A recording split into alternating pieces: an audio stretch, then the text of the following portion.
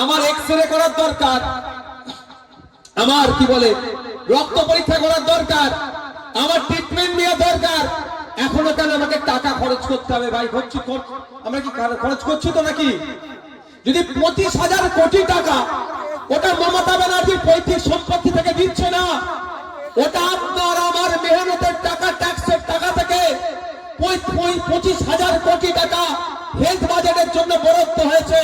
টাকাগুলো যাচ্ছে কোথায়? ওই টাকাটা এগা টোকাট ঘুরতে ঘুরতে কোন একটা ঘাটে পৌঁছে যাচ্ছে।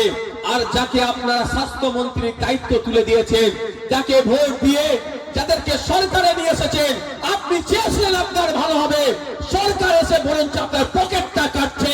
তাই 2026 সাল আসছে, শপথ নিন আগামী দিনে এমন সরকার নিয়ে আসবো যে সরকার আমার দুয়ারে স্বাস্থ্য পরিষেবাটা দেবে। 2011 সালের আগে তৃণমূলের সরকার ছিল না, পশ্চিম বাংলায় বিজেপি বলে কিছু ছিল না। তাই 2026 সালে পশ্চিম বাংলায় তৃণমূলের সরকার রাখেন না, তাহলে বিজেপি বলেও কিছু থাকবে না। 2026-এ সরকার সরিয়ে দেন, বিজেপিও ঘুমিয়ে পড়বে। তৃণমূল নামক পাইপলাইন থাকার জন্য বিজেপি আজকে উৎপাত করছে। তাই আমরা যদি তৃণমূল নামক পাইপলাইনটাকে কাটতে পারি, তাহলে ঘাস পানি আসবে না, ঘাস জন্মাবে না, আর ঘাস না জন্মালে গরু ছাগলের উৎপাত বাড়বে না। তাই মাথায় তিলোত্তমাকে কেন খুন করেছে? ঠিক আমাকে যে কারণে জেল খাটিয়েছে মমতা ব্যানার্জি, ঠিক একই ভাবে তিলোত্তমাকে খুন একই কারণে হয়েছে। আমিও আপনার জন্য চিৎকার করতে গিয়ে জেল খেটেছি, আর তিলোত্তমা আপনার জন্য চিৎকার করতে গিয়ে মৃত্যু মারা গিয়েছে। তাই ওকে আমরা ভুলে গেলে হবে? সেকুলার হতে গেলে নাকি গেরুয়া বসন পরা যাবে না, সেকুলার হতে গেলে নাকি টুপি পরা যাবে না, দাঁড়িয়ে রাখলে নাকি সেকুলার হওয়া যায় না। কোথা থেকে কোন সংজ্ঞা পড়েছে আমি ভাই জানি না। তিলোত্তমা ধর্মীয় পরিচয় দেখে আমরা প্রতিবাদ করিনি, তিলোত্তমা কোন জাতের তার থেকে প্রতিবাদ করিনি। তিলোত্তমার সাথে অন্যায় হয়েছে, তিলোত্তমা আমাদের জন্য কথা বলছিল, আমাদের পরিবারের মহিলাদের আর ইজ্জত আবরু নিয়ে যারা ছিলিমিলি খেলছিল তাদের বিরুদ্ধে কথা বলেছিল বলে তাকে খুন করেছে। তাই তিলোত্তমা আমাদের কথা বলার জন্য খুন হতে হয়েছে। তিলোত্তমাকে ন্যায় দিতে হবে, তার পরিবারকে ন্যায় দিতে হবে।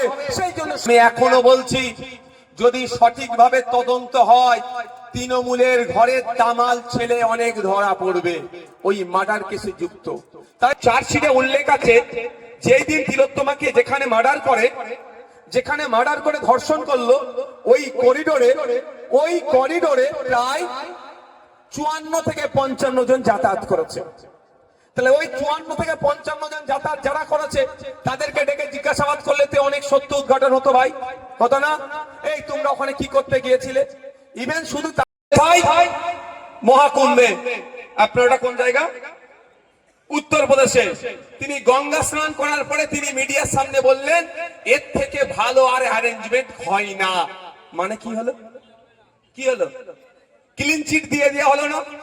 যোগী আদিত্যনাথকে বিজেপি বিপদে পড়েছিল, যোগী আদিত্যনাথের সরকার কথা বলতে পারছিল না, ভারত সরকার পার্লামেন্টে আলোচনা করার সাহস দেখাতে পারছিল না। যখন ব্যাকফুটে যখন ছিল, তখন মমতা ব্যানার্জি সুকৌশলে তার এমপিকে পাঠিয়ে গঙ্গা স্নান করিয়ে মিডিয়ার সামনে এটা প্রমাণ করিয়ে দিল যে অন্যতম প্রধান তথাকথিত বিরোধী মুখ মমতা ব্যানার্জির দল তৃণমূলের এমপি বলেছে এর থেকে ভালো আর অ্যারেঞ্জমেন্ট হয় না।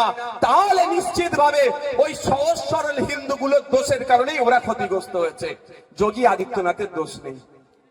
কে কখন কোথায় ম্যানেজ দিতে বুঝতে পারছেন? আর আপনি আমি কি ভাবছি, তৃণমূলকে দিয়ে বিজেপিকে আটকাবো।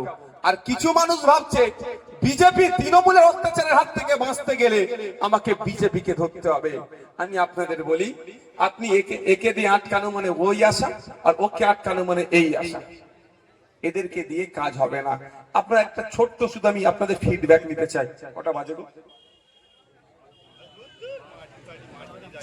আর 5-7 মিনিট বলবো, কারো অসুবিধা আছে?